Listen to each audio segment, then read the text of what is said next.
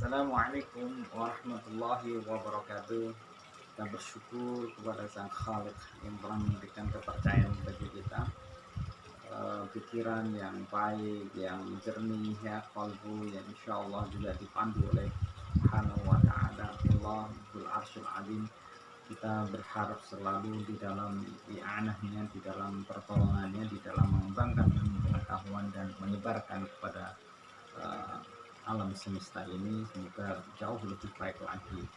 Nah, kesempatan ini kita melanjutkan bahasan tentang usulul fiqh yang berkaitan dengan ekonomi Islam, atau dalam pengertian ketika membahas tentang dunia perbankan syariah, tentu juga usul fiqh menjadi bagian yang tidak bisa kita anggap menjadi tidak penting. Dalam kaitan ini semua ulama ya sepakat bahwa usul fiqh itu menduduki posisi yang sangat strategis penting di dalam ilmu-ilmu syariah. Misalnya satu ulama yang masyhur ya, Imam Asy-Syatibi di dalam kitabnya Al-Muwafaqat sesungguhnya melajari ilmu usul fiqh itu merupakan sesuatu yang doruri, yang harus labudda. Kenapa? Karena dengan ilmu ini akan diketahui kandungan maksud ya dalil syariah ya Al-Quran dan hadis, yang sekaligus juga menjadikan upaya menerapkan dalil-dalil dari syariah itu di tataran prakteknya. Nah, di dalam kitab misalnya Al-Ahkam di Usulul Ahkam ya karya dari Al-Amidi, bahwa siapa yang kemudian tidak menguasai usul fiqh maka diragukan keilmuannya. Artinya apa? Tidak ada cara yang lebih mudah mengetahui syariah Allah ini ya kecuali dengan salah satunya ilmu usulul fiqh.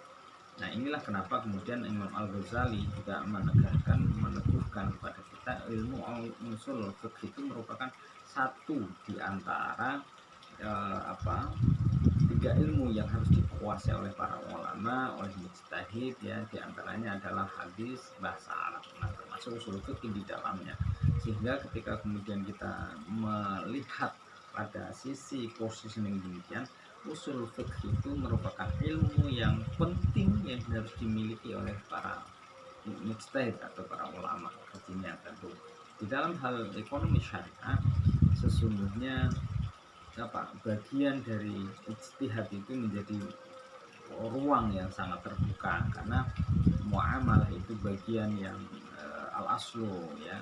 Muamalah itu kan ibahah, sehingga ruang untuk ijtihad itu sangat terbuka lebar, sehingga ulama ekonomi syariah tentu harus berijtihad memecahkan berbagai problem persoalan ekonomi, menjawab pertanyaan yang bisa jadi merupakan satu olahan berbagai transaksi yang sebelumnya belum cukup tercover, tapi di dalam perkembangan bisnis modern itu menjadi satu hal yang berkembang, sehingga sesungguhnya halal haram dalam bisnis yang sangat pesat sekarang ini sangat memungkinkan lahir dari ijtihad di dalam dunia ekonomi Islam, memikirkan bagaimana akar-akar yang relevan dan akar-akar yang kemudian fasid yang tidak dibolehkan di dalam syariah Islam.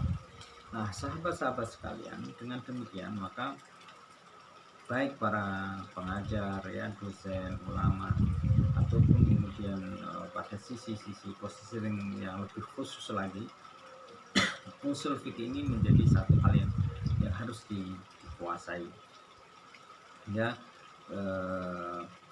Ilmu usul fiqh dengan keahlian ya di dalam menganalisis tentang berbagai perkembangan fikih atau masailul fikih kontemporer memungkinkan kitab-kitab yang sesungguhnya telah berlimpah di masa lalu, hasanah-hasanah itu sangat bisa kemudian menjadi rujukan-rujukan di dalam perkembangan dan menjawab perkembangan atau masalah-masalah yang sekarang muncul tentunya. Nah, hal yang paling prinsip ya, sesungguhnya usul fikih ini menjadi metodologi istimba, bagaimana kemudian para ulama merumuskan dan memutuskan ya persoalan-persoalan metodologi jurisprudensi Islam yakni berkaitan dengan produk-produk hukum dan fikih muamalah, termasuk tentu adalah fatwa-fatwa dan regulasi yang dibutuhkan di dalam konteks kita berbangsa bernegara bagi umat Islam yang mayoritas di Indonesia khususnya. Nah, para sahabat sekalian, ilmu usul fikih ini memberikan dalil-dalil syariah yang sangat argumentatif mengenai suatu kebijakan, produk, sistem, sehingga termasuk juga mekanisme dalam dunia perbankan syariah. Nah, usul fikih dengan maqasid syariah nanti kita lihat di bahasan yang selanjutnya memungkinkan adanya perspektif yang sangat filosofis tentu, dan the principle of Islamic jurisprudence ini lalu dapat menjadi satu paradigma yang menaungi ya berbagai perkembangan masa fikih yang sekarang berkembang, sehingga dengan teori-teori hukum Islam dengan kaidah perumusan dan penetapan hukum ya, maka ini menjadi satu bentuk keharusan, apalagi ketika kemudian kita menyoal tentang ekonomi keuangan syariah. Usul fiqh merupakan induk dari ilmu syariah, karena usul fiqh ini induk juga dari ilmu ekonomi syariah yang mencoba di dalam kehidupan ini perkembangan itu sangat pesat sekali. Jadi kalau basic dari sini tidak kita kuatkan, maka hukum Islam akan terlihat sangat kaku, tidak cukup solutif dan menjadi satu penengah atau bahkan rujukan yang menyelesaikan persoalan umat di dalam perkembangan ekonomi global yang sangat pesat sekarang ini. Sehingga dengan demikian keputusan di dalam fikih muamalah, keuangan ya, undang-undang dan banyak hal menjadi sangat fleksibel sebagai produk yang dihasilkan dari metodologi ijtihad di dalam produk-produk yang sekarang ini sangat membutuhkan referensi yang bisa dipertanggungjawabkan, sehingga masyarakat di dalam menjalankan transaksi keseharian mereka dibenarkan secara syariah, sehingga memberikan dampak ketenangan kepada umat dan masyarakat. Sehingga dengan demikian sekali lagi persoalan hukum ya tentang usul fikih ini menjadi satu keharusan bagi para ulama, bagi mufti, bagi mujtahid, terutama juga teman-teman kita para dosen ya, para mahasiswa yang menggeluti di dalam dunia ekonomi Islam dalam bidang muamalah. Sehingga dengan demikian maka dalil-dalil itu terutama nanti kita akan lanjutkan di bagian maqasid syariah. Usul fikih tidak akan pernah kering dengan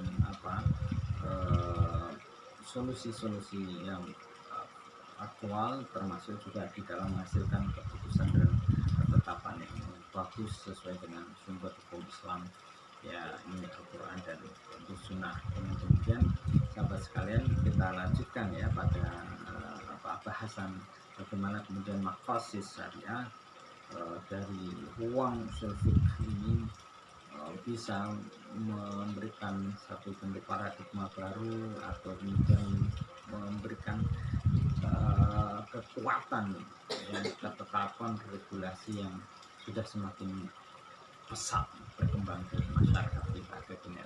Demikian, assalamualaikum warahmatullahi wabarakatuh.